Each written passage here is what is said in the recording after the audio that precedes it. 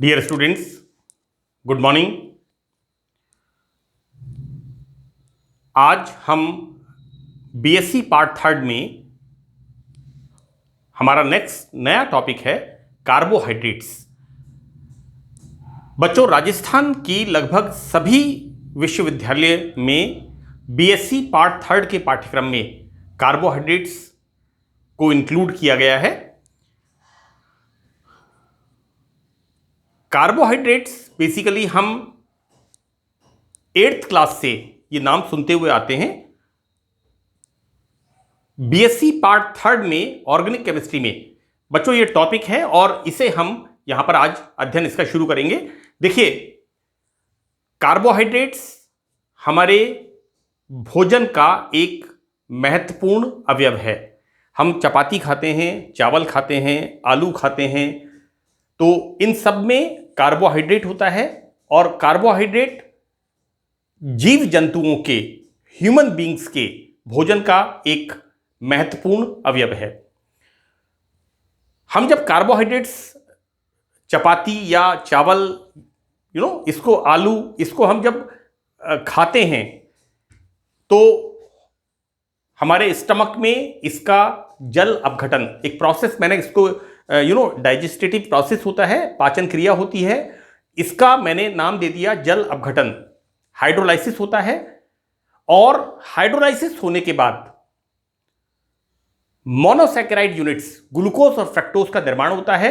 ये ग्लूकोज और फ्रक्टोज रक्त के द्वारा, ब्लड वेसल्स के द्वारा हमारे शरीर की कोशिकाओं में जाते हैं और कोशिकाओं में इनका ऑक्सीकरण होता है और एनर्जी हमें मिलती है।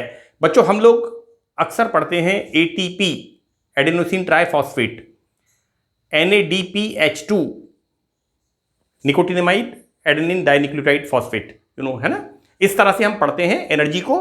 तो यहां पर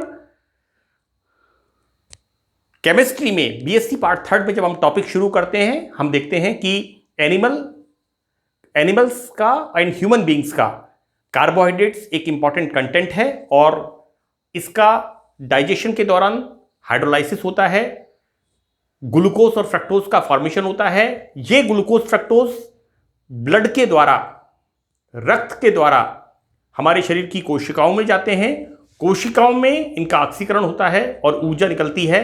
तो बच्चों, ये एक बड़ा इंपॉर्टेंट पार्ट है कार्बोहाइड्रेट्स का, जो हम इसके इंट्रोडक्शन में हमें देख रहे हैं। कार्बोहाइड्रेट्स का नेचुरल ऑकरेंस, प्रकृति में इसका निर्माण, यहां पर एक प्रोसेस होता है प्रकाश संश्लेषण, फोटोसिंथेसिस, राइट। यहां देखिए बच्चों, मैं आपको बता दूं कि ये जो शब्द है फोटोसिंथेसिस,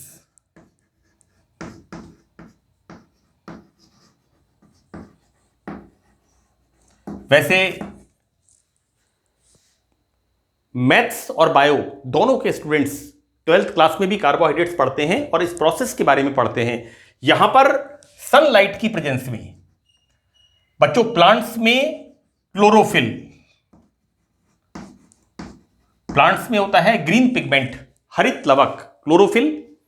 इसके अंदर वातावरण की carbon dioxide plus water molecule in the presence of sunlight and formation of carbohydrate.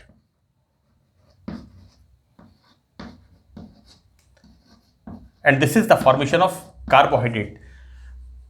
बच्चों, एक बुक है गिब्स की बुक है फोटोसिंथेसिस की, उसमें लिखा है synthesis of food in the presence of photo light and this process is called photosynthesis, है ना। तो अभी हम सिर्फ एक इंट्रोडक्टरी पार्ट्स का देख रहे हैं कि कार्बोहाइड्रेट्स प्राकृतिक रूप से प्रकाश संश्लेषण की क्रिया से बनते हैं और प्रकाश संश्लेषण की क्रिया क्या होती है कि पौधों में उपस्थित ग्रीन पिगमेंट क्लोरोफिल सनलाइट की प्रेजेंस में, दिस इज द सनलाइट, वातावरण की कार्बन डाइऑक्साइड और वाटर के साथ मिलकर कार्बोहाइड्रेट्स का निर्माण यहां पर होता है। और बच्चों, बड़ा इंपॉर्टेंट पार्ट है, यहां पर ऑक्सीजन मुक्त होती है। कोविड का टाइम है, ऑक्सीजन की जरूरत है।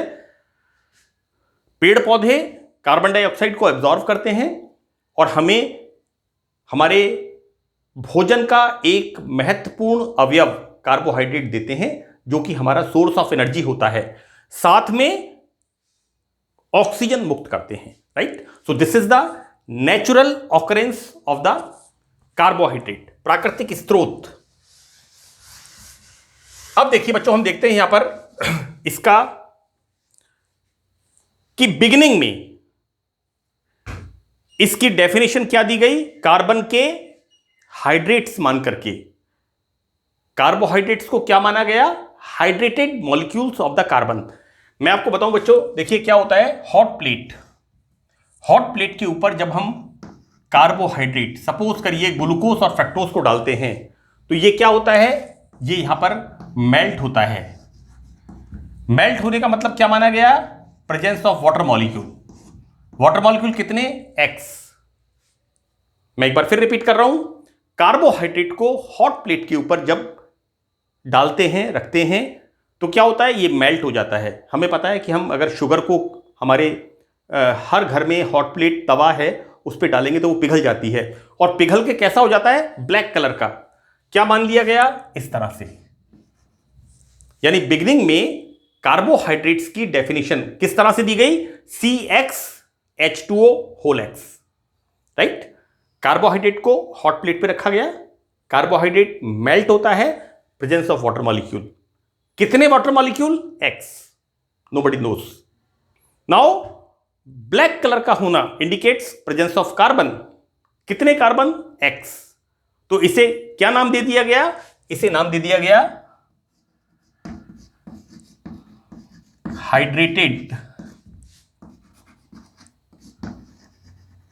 Molecules of carbon. ये इसको बिगिनिंग में नाम दिया गया, लेकिन बाद में क्या किया गया, इसमें से कार्बो इसमें से लिया गया और इसको इसमें ऐड कर दिया, और क्या बन गया यहां पर, इससे फॉर्मेशन हो गया कार्बो देन हाइड्रेट। तो बेटा ये इसका जो नाम है, ये इसका ओरिजिन है, और बिगिनिंग में इसी तरह से इसको डिफाइन किया गया। लेकिन बाद में जब इसका हम अध्ययन किया गया, तो इसकी परिभाषा को बदल दिया गया। बच्चों देखिए, यहां पर इसकी परिभाषा क्या दी गई, कार्बोहाइड्रेट्स पॉलीहाइड्रोक्सी। बेटा पॉलीहाइड्रोक्सी का मतलब है मोर देन 1 2 3, है ना। OH ग्रुप, या तो एल्डिहाइड्स होते हैं या कीटोन्स होते हैं।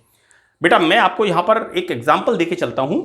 हालांकि हमें ये जो मैंने कहा था ग्लूकोज एंड फ्रक्टोज, इनके स्ट्रक्चर को मैं बाद में बताऊंगा, लेकिन यहां पर हम जब डेफिनेशन को पढ़ते हैं तो इनके स्ट्रक्चर का आपको पता होना जरूरी है। हम क्या लिखते हैं, glucose,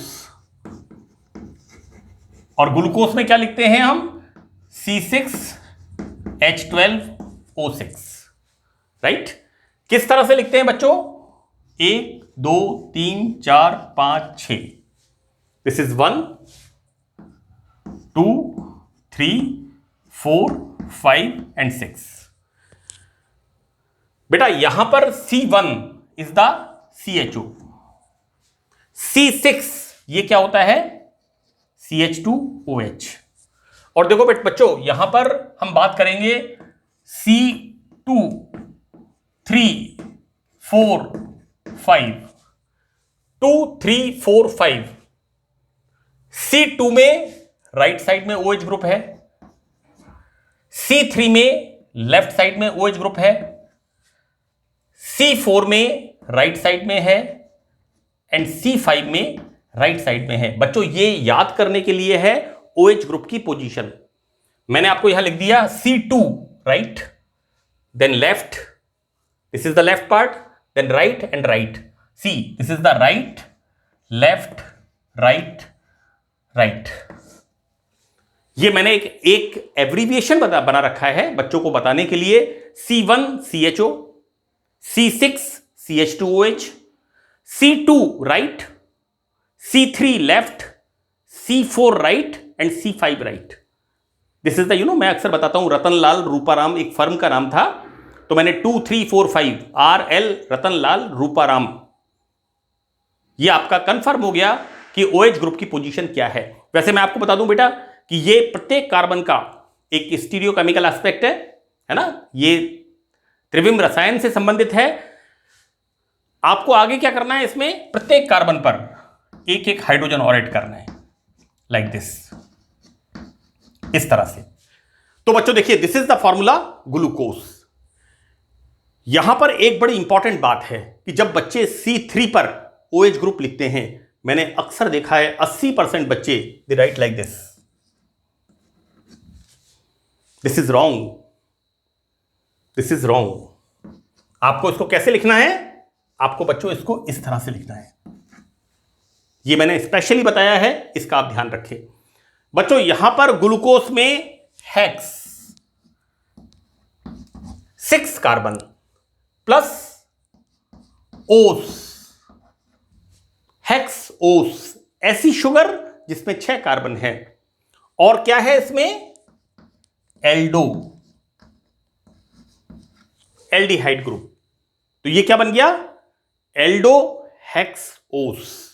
glucose is a Aldo hexose. बच्चों ये इसका स्ट्रक्चर क्लियर हो गया। अब मैं बात करता हूं आपसे फ्रक्टोज के स्ट्रक्चर की। देखो बेटा, फ्रक्टोज का molecular formula, this is the C6H12O6 and what we write? 1 2 3 4 5 6, 1 2 3 4 5 and 6। देखो बच्चों यहां पर फ्रक्टोज में C1 CH2OH, C6 this is again CH2OH, right. अब देखो बेटा C2 कीटो ग्रुप, जबकि यहां पर C2 था राइट साइड में OH, और C3 4 5 बिल्कुल सिमिलर। बेटा C3 left then right then right. ये बेटा इसको आप ध्यान से अच्छी तरह याद रखिएगा कि देखिए, आप ध्यान से देखिए यहां पर C3 left, C3 left fructose में, C4 right, C5 right. This is wrong, this is OH group. तो यहां पर फ्रक्टोज में आप क्या देखते हैं हम? C3 left, C4 right, C5 right, right. यहां पर C2 पर कीटो ग्रुप। मैं एक बार फिर रिपीट कर दूं, फ्रक्टोज मॉलिक्यूलर फॉर्मूला सेम। यहां पर 6 carbon 1 2 3 4 5 6, C1 CH2OH, C6 CH2OH, C2 पर कीटो, राइट। और C3 बेटा, C3 left then right, C4 then right, C5। तो this is the formula fructose. बच्चों यहां ध्यान रखिएगा आप लोग, this is the keto group. Fructose क्या हो गया? Keto plus 6 carbon hex plus ose. हम क्या पढ़ते हैं? Glucose, fructose, maltose, lactose, levulose, raffinose, galactose. Ose क्या इंडिकेट करता है? शुगर को इंडिकेट करता है। तो बच्चों देखिए, मैंने आपको बताया कि डेफिनेशन ऑफ द कार्बोहाइड्रेट्स। तो बच्चों देखिए, कार्बोहाइड्रेट्स पॉलीहाइड्रोक्सी, सी 1 2 3 4 5 पॉलीहाइड्रोक्सी एल्डिहाइड होते हैं, एग्जाम्पल ग्लूकोज, या फिर ये 1 2 3 4 5 पॉलीहाइड्रोक्सी सी कीटोन, फ्रक्टोज। तो कार्बोहाइड्रेट्स को डिफाइन कैसे किया गया? फर्दर अध्ययन करके कार्बोहाइड्रेट्स पॉलीहाइड्रोक्सी एल्डिहाइड्स या कीटोन्स होते हैं, अथवा कार्बोहाइड्रेट्स वे कंपाउंड होते हैं जो कि जल अपघटन करने पर, बेटा बात करेंगे यहां disaccharides, see these are the disaccharides, trisaccharides, tetrasaccharides. Tetrasaccharides sugar की 4 यूनिट्स, डाइसैकेराइड्स शुगर की 2 यूनिट्स, ट्राइसैकेराइड्स 3 यूनिट्स, है ना, एंड सो ऑन। बच्चों जब इन डाइसैकेराइड, ट्राइसैकेराइड, टेट्रासैकेराइड या oligosaccharide polysaccharides, this is the polysaccharide, starch, example is the starch. इनका जब hydrolysis करते हैं then formation of polyhydroxy aldehyde या कीटोन्स का फॉर्मेशन होता है। तो इस तरह से मैंने आपको बताया कि किस तरह से यहां पर कार्बोहाइड्रेट्स को डिफाइन किया गया। बच्चों देखिए यहां पर अब हम पढ़ेंगे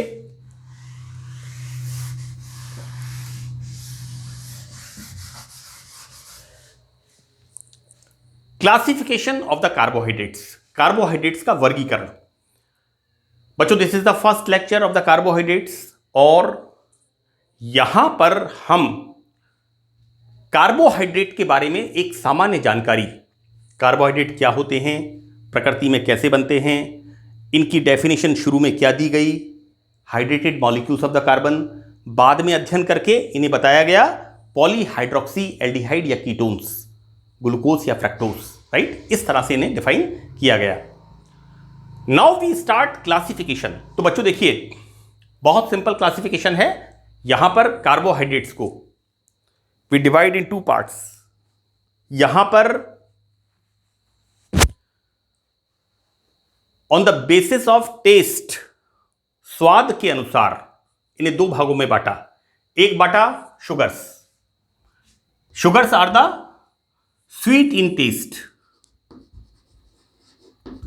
and these are not sweet in taste।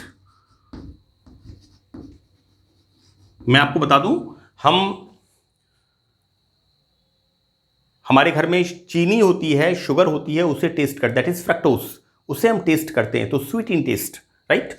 और अगर हम गेहूं को, आलू को या चावल को, तीनों में स्टार्च होता है, इनको अगर हम टेस्ट करते हैं तो not sweet in taste, right. और देखो बच्चों क्या होता है, अगर हम कुछ मात्रा में गेहूं को लेके काफी देर तक चबाते हैं, मुंह से हम उसको रोटेट करते हैं, च्यूइंग करते हैं, तो क्या होता है, the process is hydrolysis. See here, जल अपघटन करने पर क्या होता है,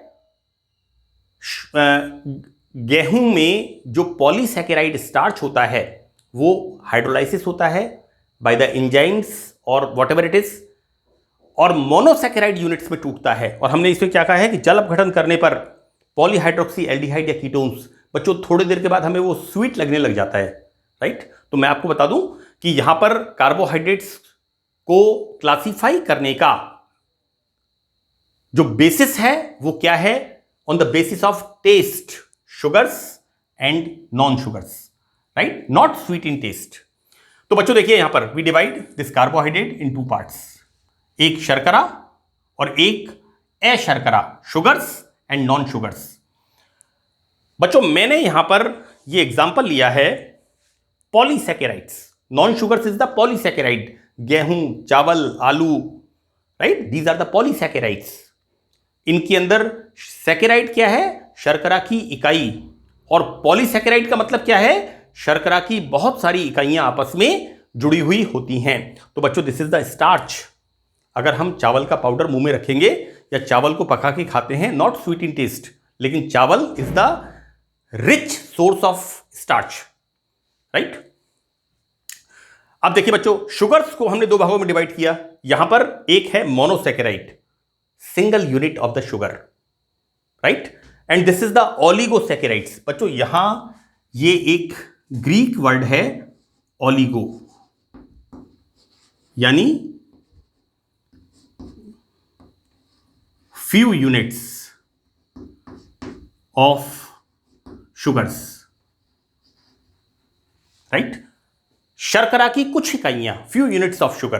बच्चों देखिए this is the disaccharide, 2 sugar units, trisaccharide, sugar की 3 units, and tetrasaccharide, presence of 4 units. मैंने बच्चों यहां एग्जांपल दिया है so this is the example of sucrose and galactose, right. और ये एग्जांपल बच्चों दीज आर द डाइसैकेराइड्स।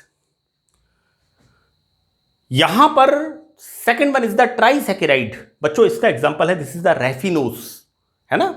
ट्राइसैकेराइड्स में शर्करा की 3 इकाइयां होती हैं और टेट्रासैकेराइड्स में शर्करा की 4 इकाइयां होती हैं। क्लासिफिकेशन 1 से 1.5 नंबर का कई बार पूछा हुआ है, और जब आप क्लासिफिकेशन शुरू करेंगे तो आप स्टार्ट करेंगे क्लासिफिकेशन ऑफ कार्बोहाइड्रेट, और कार्बोहाइड्रेट का वर्गीकरण उनके स्वाद के अनुसार 2 भागों में बांटा गया है, एक शुगर्स और एक non sugars. Then we divide sugars and non sugars. Clear? Sugars, monosaccharides and oligosaccharides. Oligo माने few units of the sugar. Here oligosaccharides, disaccharide, शर्करा की 2 इकाइयां होती हैं, then trisaccharide, 3 units of the sugar and then tetrasaccharide. Clear? अब देखिए बच्चों, यहां पर monosaccharide we divide in triose. देखो बेटा, ट्राइओस का मतलब है ओस is the sugar and try का मतलब हम कहते हैं ग्लूकोज। मैंने लिखा यहां पर हेक्स ओस, sugar containing hex 6 carbon, os obviously sugar, here triose, sugar containing 3 carbon, tetrose sugar। बेटा Tedros sugar BSc part first में एरिथ्रोस एंड थ्रियोस आइसोमर मैंने आपको बताए थे। इस सत्र भी आपके पाठ्यक्रम के अंदर यूनिट पे मेंशन है एरिथ्रोस एंड थ्रियोस आइसोमर्स शुगर के। तो बच्चों Tedros sugar, sugar containing 4 carbon atom, now pentose sugar 5 carbon atom, and hexose sugar मैंने अभी अभी एग्जांपल आपको बताया, एक बताया C6H12O6 ग्लूकोज एंड फ्रक्टोस। तो बच्चों बेटा हेक्सोस शुगर, हेक्सओस कौन सा वाला? Aldo glucose, and the next is the ketohexose that is fructose. तो बच्चों ये इसका है इंट्रोडक्शन कार्बोहाइड्रेट्स का। हमने फर्स्ट पार्ट के अंदर ये देखा कि किस तरह से हम कार्बोहाइड्रेट्स को स्टार्ट करते हैं, कार्बोहाइड्रेट क्या होते हैं, कैसे इसको डिफाइन किया, किस तरह से इसका प्राकृतिक स्रोत नेचुरल ऑकरेंस प्रकृति में किस प्रकार ये बनता है, और कार्बोहाइड्रेट्स का वर्गीकरण क्लासिफिकेशन हम किस प्रकार करते हैं। So that's all in this lecture. Thank you very much.